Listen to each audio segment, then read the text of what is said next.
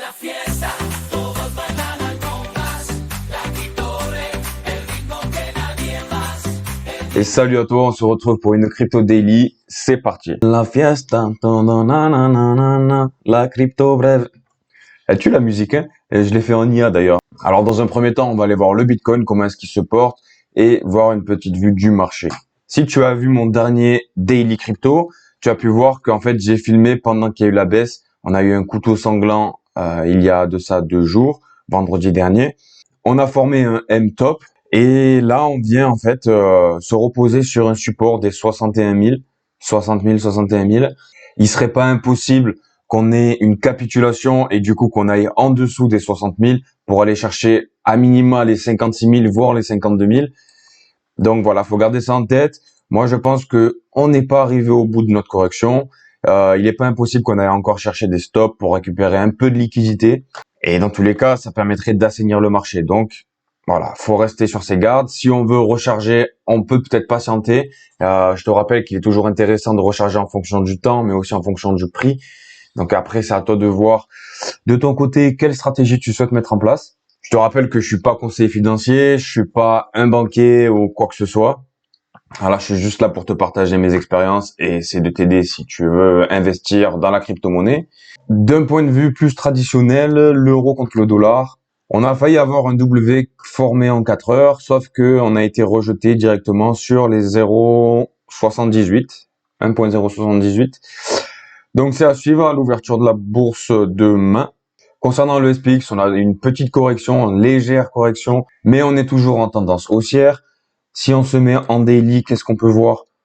On peut voir que on a eu une correction, voilà, qui a été ravalée par les boules. Tu vois, quand on dit les boules, c'est les gens qui sont plus vers une tendance haussière. Quand on dit les bières, baissière. Donc pas grand-chose à dire.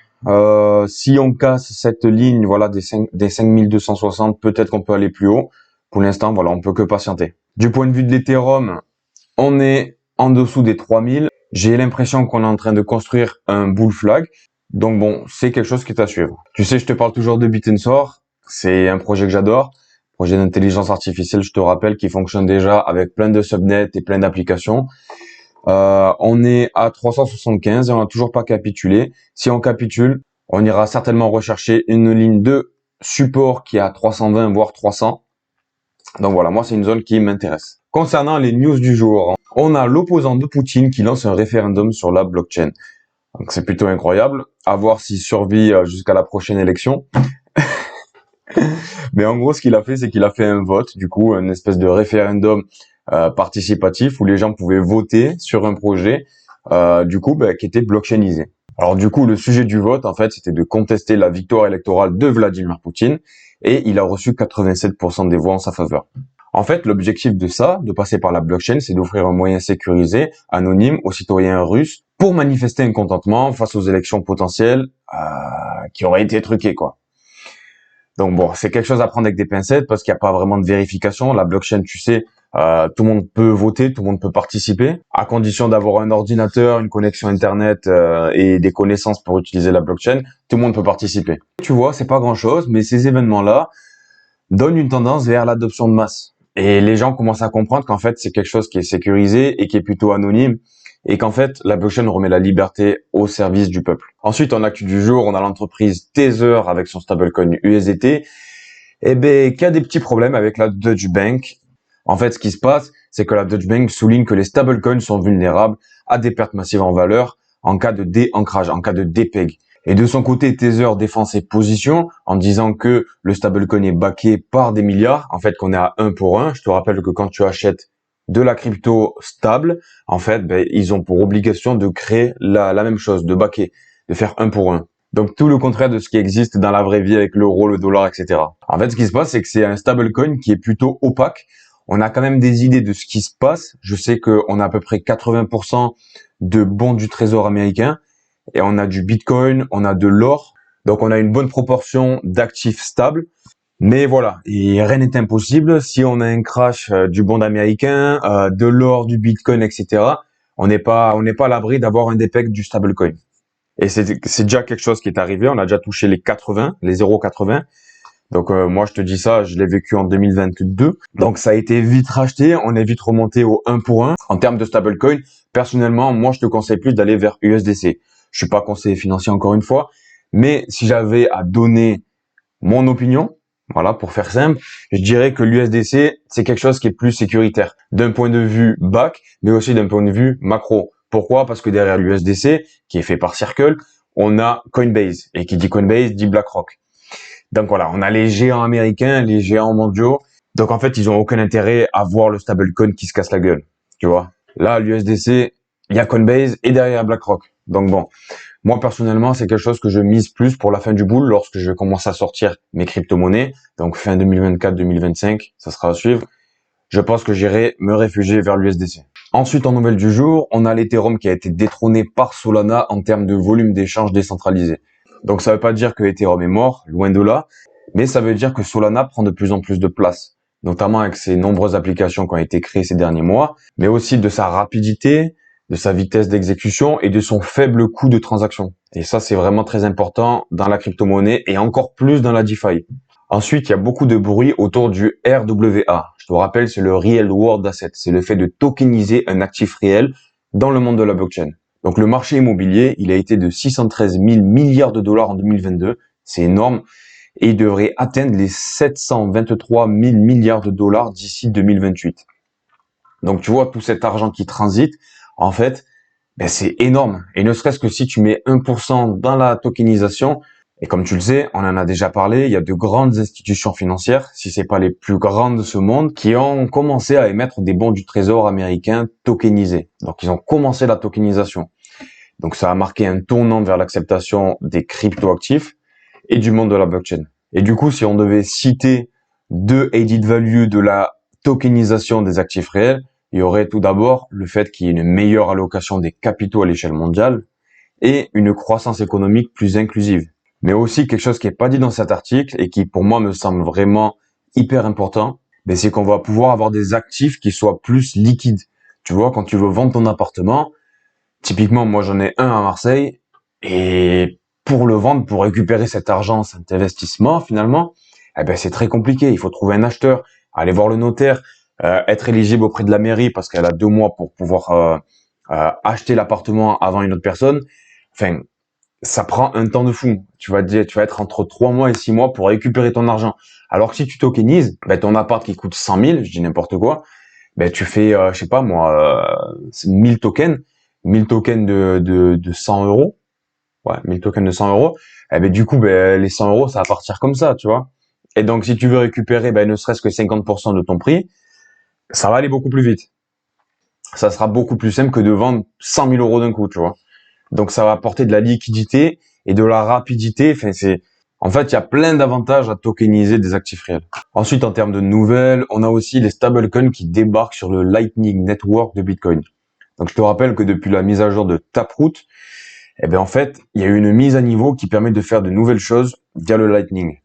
Et en fait, l'objectif, en fait, c'est de faire de la DeFi, de faire des applications, des smart contracts, etc. sur Bitcoin. Pour plusieurs raisons. Déjà, c'est la crypto où il y a le plus d'argent en circulation. Donc forcément, cet argent, il transite, on peut en faire des choses. Donc moi, je pense, à mon humble avis, que d'ici quelques années, à l'échelle de 4-5 ans, je pense qu'en fait, tout ce qui se fait dans le monde de la crypto se fera sur Bitcoin. Et en fait, c'est quelque chose qui est même sain pour moi, d'un point de vue du minage. En fait, plus tu satures le réseau en mettant des NFT avec la BRC20, les Ordinals, les Atomicals, les runes, etc., ben en fait, ça va devenir de plus en plus cher pour faire des transactions Bitcoin. Et ben cet argent récupéré là va permettre de alimenter un peu plus les revenus des mineurs. Donc finalement, c'est quelque chose qui est un peu relou pour les gens qui vont faire des transactions de Bitcoin, mais c'est sain pour le réseau parce que ça va inciter les mineurs à miner plus et ça va les récompenser. Et on va voir quelque chose qui va un petit peu s'équilibrer. Donc personnellement, je pense que c'est la tendance vers laquelle on va aller. Enfin, en termes d'adoption, on a le géant bancaire Edmond de Rothschild qui se lance dans le Bitcoin. Tout le monde commence à comprendre qu'en fait, Bitcoin, la crypto, c'est là pour rester. C'est un investissement qui est viable et qui permet de diversifier son portefeuille d'investissement. Et ça pourrait entraîner une acceptation plus large du Bitcoin, du coup, comme valeur de réserve et comme moyen de transaction qui influerait positivement sur son cours et sa stabilité au long terme. On est early, mec. Ensuite, je voulais te parler d'un article que j'ai vu sur Twitter de Bitcoin News, en fait, qui est le Standard Deviation Bands. Et en fait, comme on peut le voir depuis toute l'histoire des bull runs qu'il y a eu sur Bitcoin, en fait, on a toujours eu un prix qui avait été prédit qui était inférieur au prix qu'on a atteint réellement. Cette tendance, finalement, elle évolue en fonction du prix du Bitcoin. Donc, comme tu peux le voir, lorsqu'on était en 2018, on avait un prix prédit pour le top qui était de 4000 et on a atteint les 19 000. OK? Pour le cycle de 2021, donc le dernier bull. Donc, l'idée, c'est est-ce que l'histoire va se répéter? Moi, personnellement, je pense que oui. Je te le répète encore une fois, je suis pas banquier, je suis pas conseiller financier. Tant que j'aurai pas la cravate, je pourrai pas donner des conseils financiers. Mais moi, je pense que l'histoire va se répéter. C'est logique pour plusieurs raisons. Comme je te le répète tous les jours, il y a plein de signes avant-coureurs. Mais voilà, ça serait pas impossible qu'on dépasse les 100 000, voire au-delà. Tu vois, il faut pas trop s'avancer. Moi, dans tous les cas, je vais commencer à retirer des fonds à partir de 120 000, 130 000. On verra comment le marché évolue et à quel moment est-ce qu'on va commencer à monter. Mais plus la consolidation de la correction actuelle se prolonge et plus je pense qu'on va aller haut et plus ça va durer longtemps. Donc encore une fois, plus c'est long, plus c'est bon. Donc t'inquiète pas. Si tu souffres maintenant, après tu kifferas encore plus après. De toute manière, moi je pense faire une vidéo par jour jusqu'à la fin du bull run et peut-être continuer après. On va essayer de faire ça ensemble, de faire ça bien pour se soutenir tous ensemble. Ensuite, j'aimerais te parler d'une pépite que j'ai trouvée sur l'IA qui s'appelle Spectral. Donc Spectral avec son token Spec que tu peux aller voir sur DexScreener. Je vais te mettre le lien dans la description. On a un market cap là qui est de 30 millions de dollars. Et en fait, en 6 jours, on a quasiment fait 1 x 6. Donc c'est incroyable, c'est un petit token. Donc attention, ne mets pas toutes tes billes là-dedans. Si tu veux rentrer, tu mets un faible pourcentage. Commence pas à faire des conneries. La liquidité, voilà, elle est de 5 millions. Donc c'est pas ridicule, attention, je dis pas ça. Du coup, ce projet, qu'est-ce que c'est? En fait, c'est une IA qui va te permettre de faire un certain nombre de choses. En fait, c'est une IA qui permet d'avoir du code gratuitement via une boîte de dialogue, en fait, interactive, un peu comme ChatGPT. Tu vas lui dire, crée-moi un meme coin. Le nom de ce meme coin s'appelle Biden is doing poo, for example. La supply est de 100 millions de tokens, etc. Écris-moi le code en Solidity. Et il te met un code, en même pas 30 secondes, il te met un code que tu peux envoyer directement pour créer ton token. Donc là, c'est vraiment l'exemple hyper simple que je te dis, mais ça permet aussi aux développeurs de créer des smart contracts en Solidity. Donc personnellement, c'est déjà un truc que j'ai testé. Tu vois, là, j'ai demandé de créer un token, Biden doing poo, et il te l'envoie et il t'envoie le code en 5 minutes, quoi. Donc c'est hyper rapide. Donc voilà, c'est un projet qui est sur Base. On a 30 millions de market cap, une liquidité de 5 millions. Je te dis juste moi ce qui me plaît et là où je vais mettre des billets, d'accord? Donc je te donne mon opinion. Donc si tu veux investir, attention encore une fois, c'est un token qui est peu capitalisé avec 5 millions de liquidité. C'est pas ridicule, d'accord? Mais c'est pas du Bitcoin. Donc attention, t'es pas à l'abri de te prendre un moins 80% si le Bitcoin baisse de 10%. Mais voilà, moi c'est un projet vraiment qui m'a beaucoup plu et que je pense que je vais mettre dans ma catégorie IA de mon portefeuille. Voilà, écoute, ce Crypto Daily est terminé pour aujourd'hui. N'hésite pas à t'abonner pour suivre les nouvelles actus du jour. Ça va vraiment m'aider parce que tu vois, ma chaîne YouTube est vraiment nouvelle. Moi, je me lance sur YouTube. Donc, donne la force si t'as aimé et si t'as pas aimé, donne-la aussi. En la fiesta.